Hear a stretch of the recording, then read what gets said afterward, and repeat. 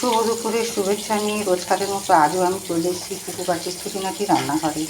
কুকু পাখির খুঁটিনাটি রান্নাঘরে আজকে রান্না করব কাতলা মাছ 3 পিস নিয়েছি, তার সাথে আলু পটল কাঁচা লঙ্কা চিড়ে নুন হলুদ দিয়ে ঝোল হবে, আর হবে এই কাতলা মাছের ডিম আছে আর সাদা তেল আছে, এই তেলটা দিয়ে করব চচ্চড়ি।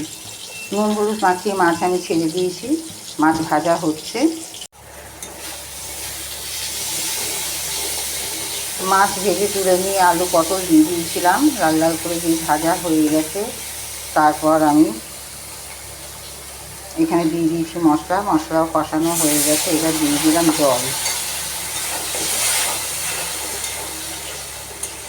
এটা একটু কষাবো, কষানো হয়ে গেলে সেদ্ধ হওয়ার মতো আমি জল দিয়ে দেব।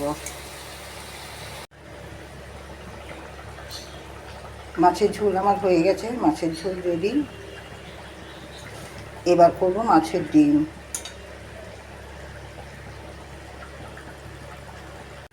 একটু কাজের চাপের জন্য আমি ডিমটা কিভাবে করলাম পুরোটা দেখাতে পারলাম না, তার জন্য দুঃখিত। ডিমটা আমি কীভাবে করেছি আমি মুখে বলে দিচ্ছি। প্রথমে আন্দাজ মতো তেল দিয়েছি, ওতে 5 ফোড়ন দিয়েছি, দিয়ে পেঁয়াজ কুচি রসুন কুচি দিয়েছি। লাল লাল করে ভাজা হয়ে যাওয়ার পর তারপরে আমি দিয়েছি টমেটো কুচি হাফ ভাজা হয়ে যাওয়ার পর মাছের ডিম আর তেল যেটা ছিল সেটা আমি দিয়ে দিয়েছি। তারপর দিয়েছি তাতে হলুদ গুঁড়ো, লঙ্কা গুঁড়ো আর স্বাদ মতো নুন দিয়ে এই যে একদম ঝরঝরে হয়ে গেছে। এবার আমি নামাবো।